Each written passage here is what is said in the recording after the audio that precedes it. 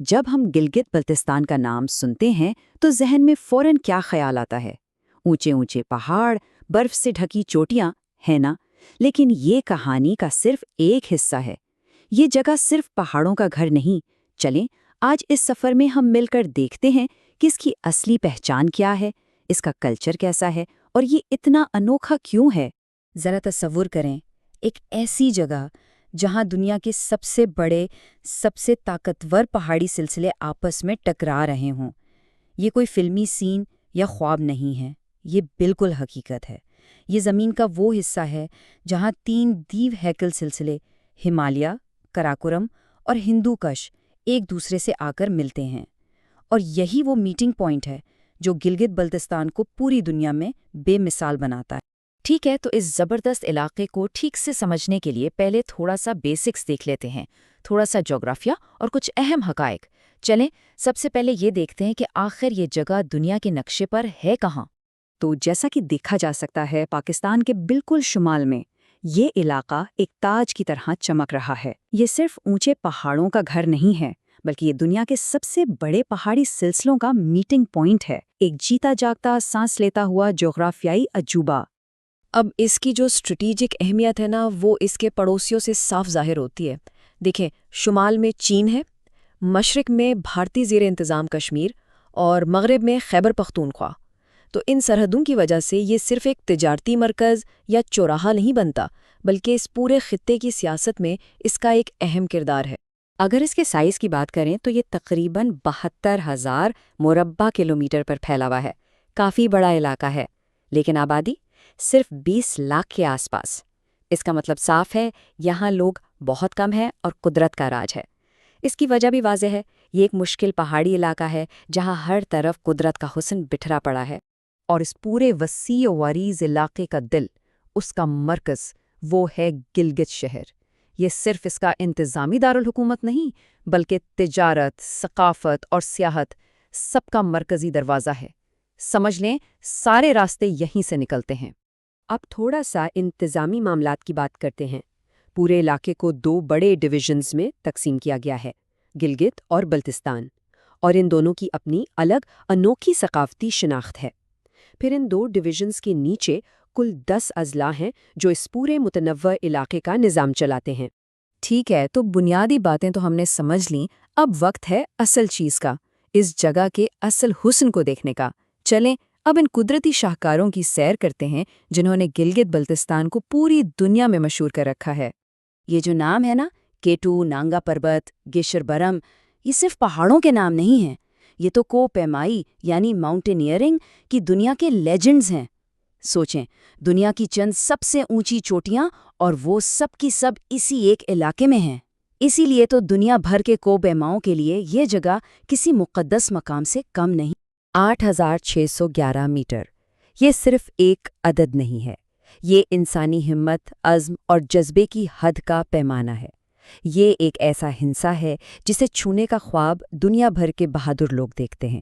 جی ہاں، یہ بلندی ہے K2 کی، جسے وحشی پہاڑ بھی کہتے ہیں، دنیا کا دوسرا سب سے اونچا پہاڑ، اور اس میں کوئی شک نہیں کہ یہ ہمارے سیارے پر قدرت کے سب سے بڑے شاہکاروں میں سے ایک ہیں۔ پہاڑوں کی بلندیوں سے اب ذرا وادیوں کی گہرائیوں میں اترتے ہیں۔ یہاں اس علاقے کی لائف لائنز بہتی ہیں، دریائے سندھ، ہنزا اور گلگت۔ یہ صرف پانی کا بہاؤ نہیں ہے، یہ ان پہاڑوں سے زندگی کا آب حیات لے کر آتے ہیں، یہاں کی زمین کو سیراب کرتے ہیں اور یہاں کی تہذیبوں کو جنم دیتے ہیں۔ اور اگر کوئی یہاں کا سفر کرتا ہے تو کچھ جگہ ایسی ہیں جنہیں دیکھے بغیر واپسی ناممکن ہے۔ وادی ہنزا کی خوبصورتی کی تو کیا ہی بات ہے، پھر دیوسائی کے میدان جہاں بھورے ریچھ آزاد گھومتے ہیں، عتاباد جھیل کا وہ نیلا پانی یقین کرنا مشکل ہو جاتا ہے، اور شگر قلعہ کی صدیوں پرانی تاریخ، ہر جگہ ہر قدم پر ایک نئی دنیا ہے۔ لیکن اس سرزمین کا حسن صرف ان نظاروں میں نہیں، بلکہ یہاں کے لوگوں میں بھی ہے۔ چلیں اب یہاں کے لوگوں سے ملتے ہیں، جن کی ثقافت اور روایات بھی اتنی ہی خوبصورت اور دلکش ہیں جتنے یہاں کے پہاڑ۔ یہاں زبانوں کا تنوع بھی کمال کا ہے۔ شیراں، بلتی، برشسکی، یہ سب قدیم زبانیں ہیں جو آج بھی یہاں زندہ ہیں، اور ان سب کو آپس میں جوڑنے کے لیے اردو ہے، جو ایک رابطے کی زبان کے طور پر کام کرتی ہے۔ مذہبی لحاظ سے یہاں کی اکثریت مسلمان ہیں، اس میں شیعہ، سنی اور اسماعیلی برادریاں شامل ہیں، اور اس علاقے کی شاید سب سے بڑی خوبصورتی ہی یہ ہے کہ یہ تمام کمیونٹیز صدیوں سے ایک دوسرے کے ساتھ امن اور بھائی چارے سے رہ رہی ہیں۔ یہاں کے کلچر کی پہچان کیا ہے؟ ایک سادہ، پرامن طرز زندگی، اپنی روایتی میوزک اور وہ مہمان نوازی جس کی مثال نہیں ملتی۔ یہاں کے لوگ اپنے کھلے دل اور اپنی میوزک کے لیے جانے جاتے ہیں۔ یہاں جو بھی آتا ہے وہ ان کی گرم جوشی کا دیوانہ ہو کر جاتا ہے۔ ٹھیک ہے، تو ہم نے جغرافیہ، قدرت اور لوگوں کو تو دیکھ لیا۔ اب سوال یہ ہے کہ اس علاقے کا نظام کیسے چلتا ہے، اس کی معیشت کس چیز پر انحصار کرتی ہے۔ چلیں اب اس ڈھانچے کو سمجھتے ہیں۔ گلگت بلتستان کا جو انتظامی سیٹ اپ ہے نا، وہ کافی منفرد ہے۔ یہاں ایک اپنی منتخب اسمبلی ہے، وزیر اعلیٰ بھی ہے، گورنر بھی ہے، لیکن اسے پاکستان کے آئین کے تحت ایک مکمل صوبے کا درجہ حاصل نہیں۔ یہ جو ایک خصوصی حیثیت ہے، اس سے انہیں کچھ مقامی اختیارات تو ملتے ہیں، لیکن جو ختمی فیصلہ سازی ہے وہ وفاقی حکومت کے پاس ہی رہتی۔ اس کی معیشت 3 اہم ستونوں پر کھڑی ہے۔ سب سے پہلا اور سب سے اہم سیاحت ہے، جو ظاہر ہے اس کے قدرتی حسن پر انحصار کرتی ہے۔ دوسرا ستون زراعت ہے، جو مقامی لوگوں کی روزی روٹی کا ذریعہ ہے، اور تیسرا ہے پن بجلی، یعنی پانی سے بجلی بنانے کی بے پناہ صلاحیت، جو اس کے تیز رفتار دریاؤں میں چھپی ہوئی ہے۔ اور جب زراعت کی بات ہو تو یہاں کے پھل کسی خزانے سے کم نہیں، خاص کر کے یہاں کی خوبانی، سیب اور اخروٹ اپنے منفرد ذائقے کی وجہ سے پوری دنیا میں مشہور ہیں۔ یہاں کی ٹھنڈی اور صاف آب و ہوا ان پھلوں کو ایک ایسی مٹھاس دیتی ہے جو واقعی کہیں اور نہیں ملتی۔ تو اس سب کا خلاصہ کیا ہے؟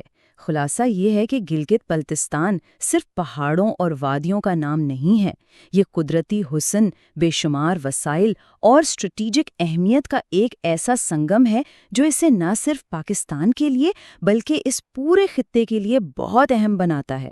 تو آخر میں ایک سوال رہ جاتا ہے، قدرت کے یہ عظیم شاہکار اور اتنی اہم اسٹریٹجک لوکیشن، یہ دونوں مل کر گلگت بلتستان کے مستقبل کو کیا شکل دیں گے؟ یہ ایک ایسا سوال ہے جس کا جواب اس علاقے کی آنے والی تقدیر لکھے گا۔